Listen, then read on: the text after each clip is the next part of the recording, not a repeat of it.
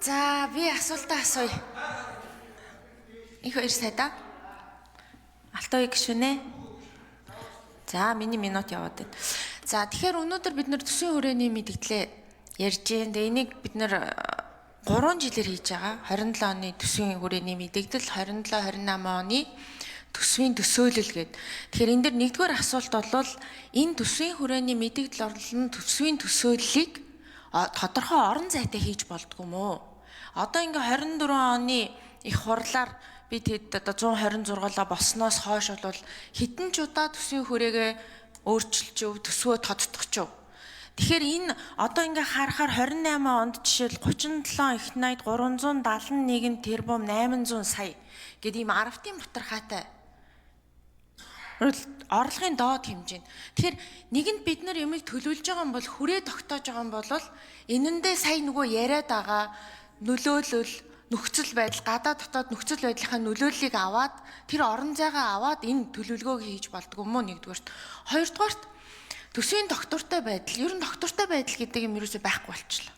Одоо ингээд давалдуулж оруулж ирж байгаа хуулийн дээр чинь төсвийн доктортой байдлын тухай хуулийн 7-гийн 5 байж байгаа.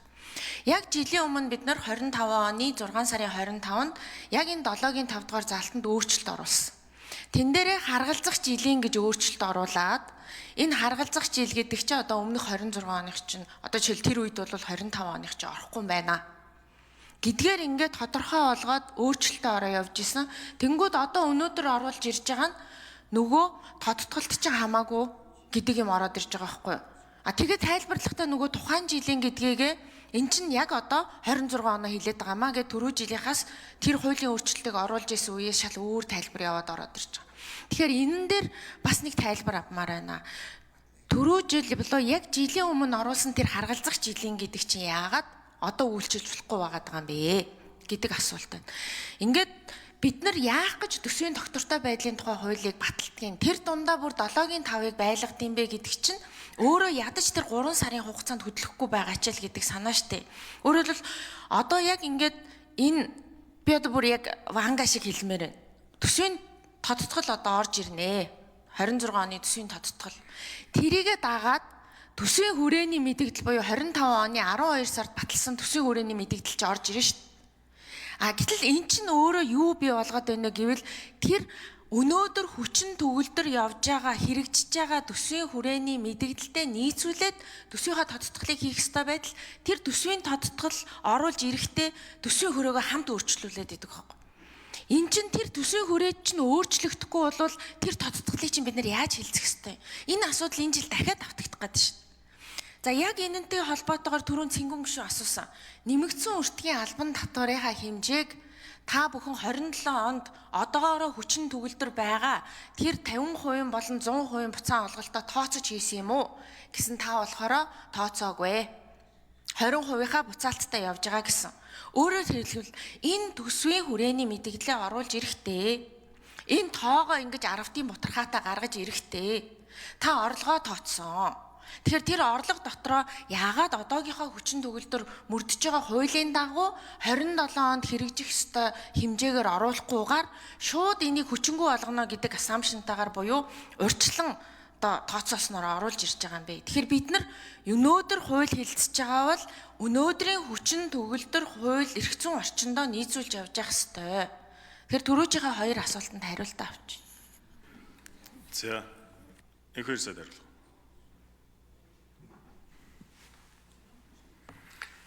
За дагж байгаа хууль. Төсвийн тодтгол хийх юм тусгай шаардлагууд байдаг. Хуульчилж. Одоо нэг нь би танд уншиж өгöd. Урьдчилан тооцох боломжгүй нөхцөл байдлын улмаас төсвийн орлого буурах, зарлага нэмэгдэх, нэгдсэн төсвийн тэнд алдагдал дотоодны бүтээгдэхүүний 3% хүрэх гээд. За ийм төсвийн тусгай шаардлага үүсчлээ. Тодтгол яралтай хийх ёстой. Яг гэвэл яг ийм тусгай шаардлага үүссэн үед засгийн газар яралтай хариу арга хэмжээ аваад төсөв санхугаа зэгслэх учиртай байна. Гэтэл одоо мөрдөж байгаа энэ хуулиар чинь болохгүй. 3 сарын дараа гэдэг л зохицуулт байгаа байхгүй юу? Энэ дэлхийн ертөнц хурдтай өөрчлөгдөж байгаа энэ цаг үед наад чинь урт хугацаа байна. Хариу арга хэмжээг маш хурдтай авах болцоог нээж өгөөч.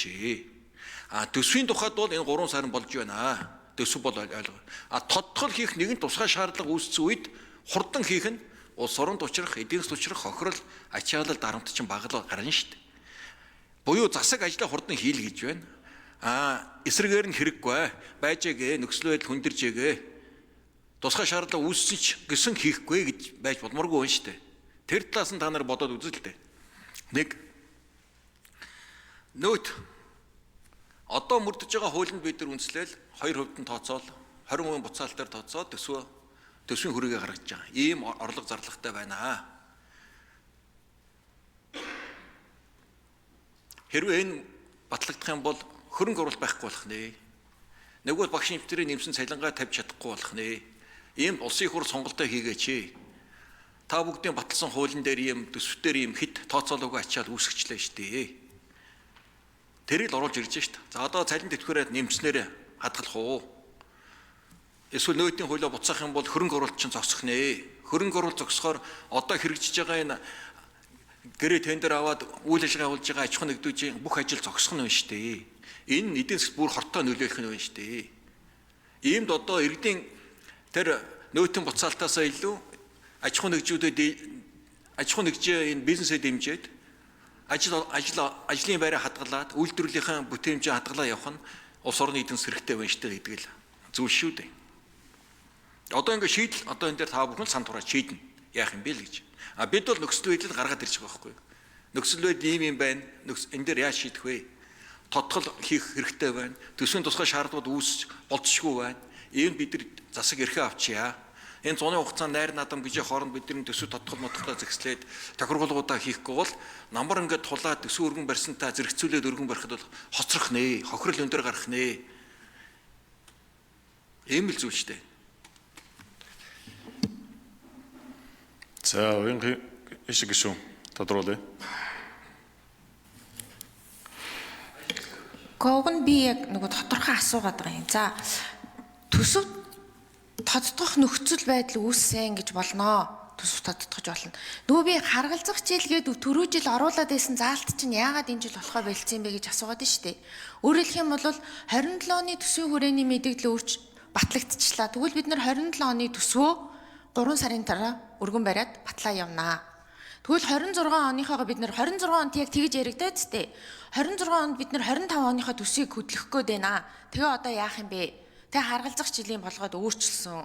Тэгээ дээрэс нь одоо яг ингээд анханасаа л хууль өргөн бариад хилцэж эхлэхэд яригдсан тэр зүйл чинь 7-гийн 6 дээр бас байгаа штэ. 7-гийн 6 дээр гамшигын аюулын хор уушиг онцгой нөхцөлийн үр дагаврыг арилгах зорилгоор болон засгийн газрын бүтэц бүрэлдэхүүн түүнд өөрчлөлт оруулах тухай хууль батцагтандаа холбогдоогоор жилийн төсөв болон төсвийн тодтгол батлах бол 7-гийн 5-ын хязгаарлалт хамаагүй гэж заалт байгаа штэ.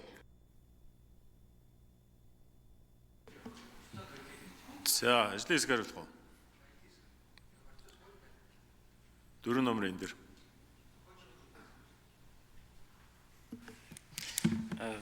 Инх амглын эдийн засгийн хөгжлийн гишүүний асуултанд хариулъя. Энэ бол дагах хууль дээр орж ирсэн асуудал, 3 сарын асуудал. Тодтол хийхэд төсвийн хүрээгээ тодтолтойгоо хамт өөрчлөлт явдаг ийм орон зайг бий болгож байгаа асуудал. Үндсэн төсөв бодлоход бол өмнө батлсан төсвийн хүрээгээ бол өөрчлөхгүй. Тодтол бол дөнгөж сая сайдын хэлснээр 4-5 нөхцөл үүссэн тохиолдолд тодтол хийх зайлшгүй шаардлага нөхцөл үүссэн гэж үздэг. Нөхцөл үүссэн бол тэр даруй тодтол хийх нь эдийн засгтаа илүү эдийн засгийн тогтвортой байдлаа хадгалахад илүү сайн нөлөөтэй гэж үзэж байгаа. 3 сар хүлээн гэдэг бол илүү их эдийн засгийн эрсдэл үүсэх асуудал. Өнгөрсөн жил яг энэ асуудлыг нэг удаагийн хуулиар оруулж ирээд тодтол хийсэн. Тэгээд тодтол хийхдээ 2.2 их найдаар төсвийн зарлагыг хасч байсан. Тэр үед бол инфляц 2 оронтой тоонд орох хүлээлттэй болсон. За нэмэлт хариулт үгүй. 4. Тэгэхээр өнгөрсөн жилийн тухайд бол тодтолыг хурдан хийсэн тулдаа инфляцийг оны эцэст 7.5% барьж чадсан. Өнгөрсөн жил ялгаагүй 3 сар хүлээнэ гээд эдийн засгийн нөхцөл байдлаа цаашаа үргэлжлүүлээд явсан бол инфляц аль хэдийн жилийн дунджаар 2 оронтой тоонд гарах ийм л эрсдэлтэй байсан гэсэн. Тэгэхээр энэ жил дахиад тодтголын асуудал хөндөгдөж магадгүй байгаа төсвийн орлогын гүйцэтгэлгээ уялдаад. Тэгэхээр 3 сар тодтголыг хүлээн гэдэг бол эдийн засаг дээр маш том эрсдэлтэй юм а гэдэг нь сүүлийн 2 жил харагдаад байна. Тэгэхээр бид нэг удаагийн хуулиар нэг удаа аргалж явах биш, ер нь тодтгол дээр хүрээгээ давхар хөдөлгөөд явах нь зөв менежмент юмна гэж ингэж л бодож оруулж ирсэн асуудал байна. За уянга ишг гишүүн. Нэмэлт асуулт асууя. Гэхдээ энэ тайлбаруудаас сонсоод ахаар ерөөсөө тэр 3 жилийн төсвийн хүрээний мэдээлэл төсөөл гэдэг юм чи ямар ч хэрэггүй юм шүү. Дээрээс нь төсөвчин ч 1 жил явж чадахгүй шүү. Дандаа тодтогдог. Тэгэхээр юун 3 жил байтугай 1 жилийнхаа ч төлөвлөгөө гаргаж чадахгүй байгаа гэсэн үг үстэй. Тэгвэл яг энэ төсвийн доктортой байдлын тухай хууль гэдгээр яах юм? Тэр нөхцөл байдлуудыг зааж яах юм? Дээрээс нь энэ төсвийн хүрээ гэж 3 жилээр худлаа төлөвлөсөн болж яах юм? Тэгэхээр яагаад энэ бүхний чинь хийдэг гэхээр үнэхээр орлогоо зөв тодорхойлооч. Үнэхээр тэр чинь үнэн нь буугаад орлогоо бүрдүүлж чадахгүй бол тэрийгэ тодорхой байлгаач.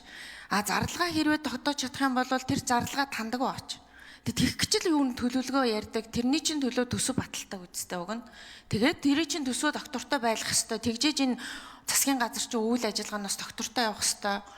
Улс орны чинь эдийн засаг бас хэвэн явах хэвээр гэдэг ийм асуудал байдаг. Тэгэнгүүт ингээ жил болгон дандаа л одоо төсөөлж чадахгүй үйл ажиллагаанууд үйл явдал нь болоод байгаа гэдгээр яваад ахаар чинь болохгүй шүү дээ. За санал хэллээ. За Оцорнгийн намын чимэг. За